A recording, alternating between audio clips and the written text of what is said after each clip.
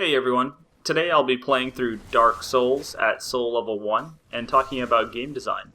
This is a follow-up to a Soul Level 1 playthrough of Dark Souls 2. You don't need to watch that one prior to watching this one, but I will reference that game, so familiarity with it will be helpful. I'll be playing on PC with DS-Fix and HD textures because I prefer the higher frame rate and saturation levels. The only choice for a Soul Level 1 run in Dark Souls is the Pyromancer class. In contrast with Dark Souls 2, the starting classes in Dark Souls all begin at a fairly low level. This means that the challenges of a low-level run don't really start until the second half of the game. In addition, the Pyromancer's high strength and attunement enable at least two distinct playstyles, one using pyromancy and one using melee weapons. These differences simplify the logistics of this kind of run. It should be obvious, but ensuring that each starting class is viable is a critical element of fairness. New players can't fully grasp the implications of choosing one class over another. They can easily take their character in the wrong direction, but this is a choice on their part. There's plenty of opportunity to experiment and understand the statistics prior to spending souls. That's not the case with the character's select screen. In this light, I view the deprived class as a mistake. The lack of statistical focus made the base level run tedious, whereas the broad spread cancelled out the effects of additional points for higher level players. I see nothing wrong with novelties or gimmicks, but making them an early, permanent, and non-obviously bad choice needlessly frustrates players. At best, it's a roundabout and unnecessary way of encouraging mundane builds. I selected the Master Key as my starting gift to grab the Grasscrest shield at the start of the game. The Master Key is an interesting item because its benefits are actually surprisingly limited. The only sequence that it enables the player to skip is the Tourist Demon. Everything else is a convenience, a little bit of time savings. I don't know if this is intentional, but I see some thematic consistency here that I very much appreciate. Looking back at the introductory cinematic, but soon the flames will fade, and only dark will remain. I think this can be interpreted in multiple ways, but I've always seen it as a call for gratitude and appreciation. The only true non-renewable resource in your life is time. The time savings of taking the Master Key are not tremendous, but since time is your most precious resource, the savings are still very appreciated. It's not a huge point, but at least to me, it's always been a little bit compelling. One thing you'll be seeing a lot in this playthrough is parrying. Parrying is a great equalizer for low-level runs because it enables players to do a great deal of damage in a safe way. The trade-off of potentially taking a hit is more or less non-existent for players who are good at parrying. But putting aside the obvious utility, the reason I find this mechanic compelling is because it's just a pure joy to use. The focused attention that a successful parry requires is immediately followed by a rush of immense damage.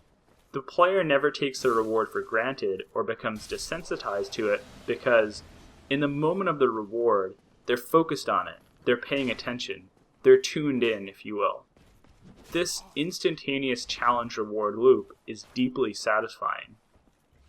It's interesting to me that much of the replayability of Souls games is credited to their variety and depth, when for me, it's the core game mechanics that keep me coming back.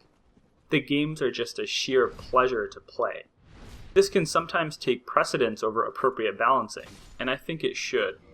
As an example, the changes to parries and backstabs in Dark Souls 2 probably improved the balance of the game, but they took away an extremely gratifying mechanic. I liken it to the removal of levitation in recent iterations of Elder Scrolls. Sure, everyone knew that the spell was broken, but it was really fun, and that's kind of what matters, you know?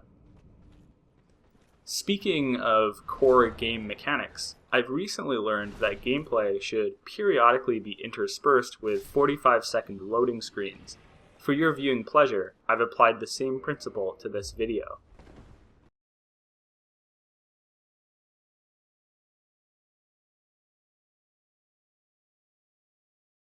Anyway, up next are the Gargoyles. The Gargoyles reveal an interesting risk-reward mechanic in the form of gold pine resin. Players can choose to use a resin and raise their chances of success. but the resins are in limited supply, and if the player loses the fight anyway, that's one less chance to use them again. This sense of permanency in the decision, juxtaposed with its immense power, is what makes it so compelling. Similar to parries, from a pure game balance perspective, the resin is probably a little bit too strong in this fight, but the decision-making process that it engenders is well worth the lack of balance, especially for a new player. I've been talking about a lot of general ideas, so it's probably a good time to talk about some Soul Level 1 topics. Here you'll see me grabbing the Ring of Favor and Protection. Within just an hour, my character build is done, save for the Chloranthy Ring I'll be picking up later on. The only thing that's left is upgrading my Pyromancy Flame. Now, it's a bit of a running joke in the Souls community that Pyromancy is overpowered. The problem with Pyromancy, as I see it, is that it doesn't have any stat requirements. It enables any build to incorporate powerful spells without any downside. This is balanced by the cost of fully ascending the Pyromancy Flame, but this is a non-issue in a Soul Level 1 playthrough. My Battle Axe stayed ahead of my Pyromancy Flame for most of the game, but by the time I got to the Four Kings and Gwyn, the lack of statistical scaling started to become obvious. I'm generally sympathetic to the way this was balanced, though. The high cost of upgrading the Pyromancy Flame will force most new players to decide between doing that and leveling. A player proceeding through the game normally will have plenty of opportunities to make this rather interesting trade-off. Players can certainly grind souls to get around this, but they could more or less do that anyway. The high hard cap on Vitality in particular ensures there's always some benefit to gaining a new level.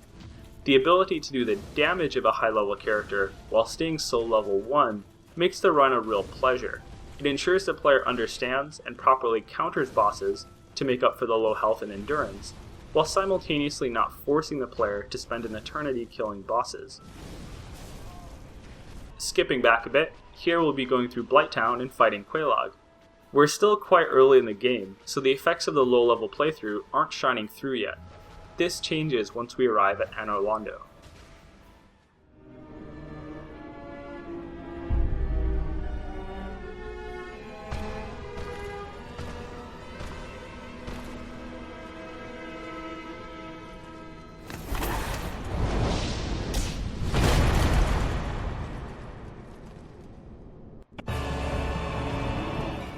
Ornstein and Smo are by far the most difficult encounter of this run.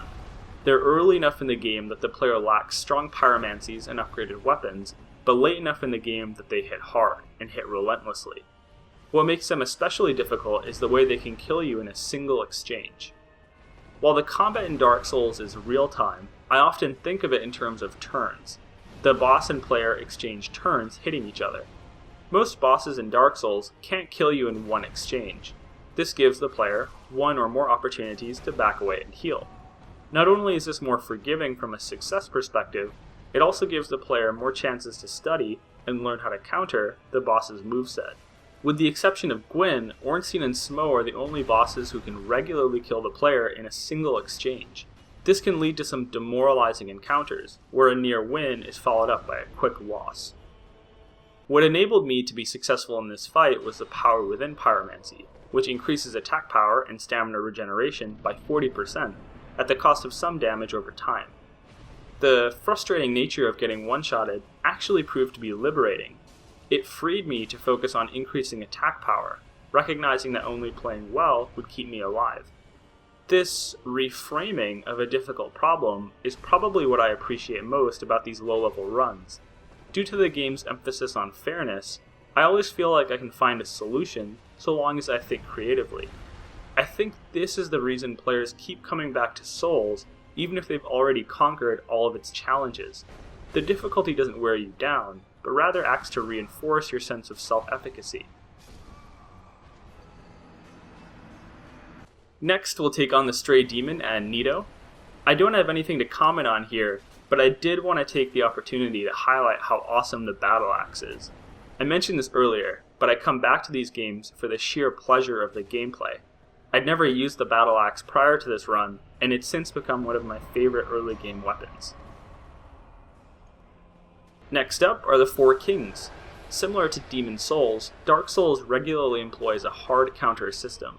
This means that many enemy types are highly resistant to certain types of damage and highly vulnerable to other types. I'm a huge fan of this system because it is highly rewarding to players that experiment and are willing to try out creative strategies. It also adds variety to multiple playthroughs, ensuring different builds have different experiences. The Four Kings are highly weak to fire, and that was a super fun detail to discover as a pyromancer. In general, hard counters shift focus away from technical skill and instead emphasize strategic thinking. This can be a valid approach on its own if a game's design philosophy and goals call for it, which is probably true in the case of Dark Souls. But taken just on its own, it's also an interesting technique to soften up rough edges. This is noticeable in Dark Souls 2, which departed from the hard counter system. The hitbox issues in the Four Kings fight are probably not any better than they are in the Mirror Knight fight, but because a smart player can dispatch the kings quickly using strategic thinking, they often don't notice this. I only did, because at soul level 1, they could one-shot me. The irony is that subsequent playthroughs of Dark Souls often obfuscate its flaws because players can circumvent them fairly easily, whereas the opposite is true in Dark Souls 2. The kings are also programmed to fight in a remarkably fair way. While multiple kings can be present at once, only one will actively aggro the player. It's fascinating from a psychological perspective. Players that panic and see the other kings are more likely to freely run up to them, not taking the time to assess the situation and realize they're not being pursued. This actually makes the fight more difficult, even though a panicked player may see it as a smart move that forces an opening for a new attack. This is the point where I started to see a clear divergence in the thinking between the boss designs in Dark Souls and Demon Souls. With the exception of Flame Lurker, the Man-Eaters, and King Alond, most bosses in Demon Souls appear designed to be doable in a single try. Many bosses in Dark Souls do not seem to follow this philosophy, with the Four Kings in particular egging players on in exactly the wrong direction on their first attempt. Dark Souls 2 continued in this direction, but added an extra layer of technical difficulty in the form of auto-tracking. The net result is that well-designed bosses deliver an intense feeling of accomplishment, while carrying the risk that a poorly designed boss that requires multiple encounters ends up multiplying the player's level of frustration. Let's take a moment to consider how this might play out.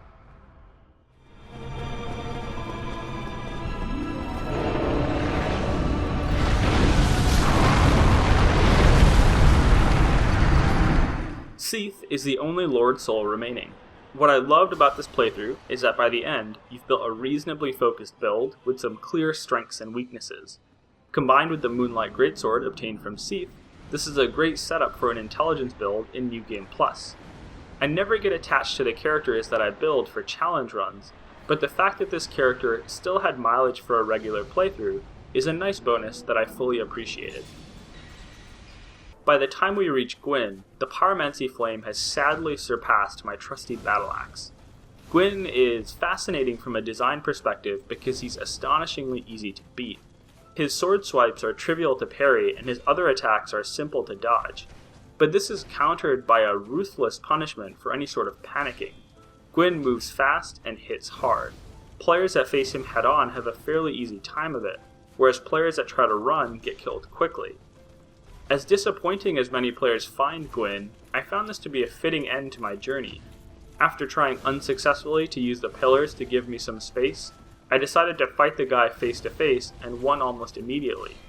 It's a great cap on the underlying lessons of Dark Souls, facing obstacles head-on, thinking creatively, and not panicking in the face of difficult odds.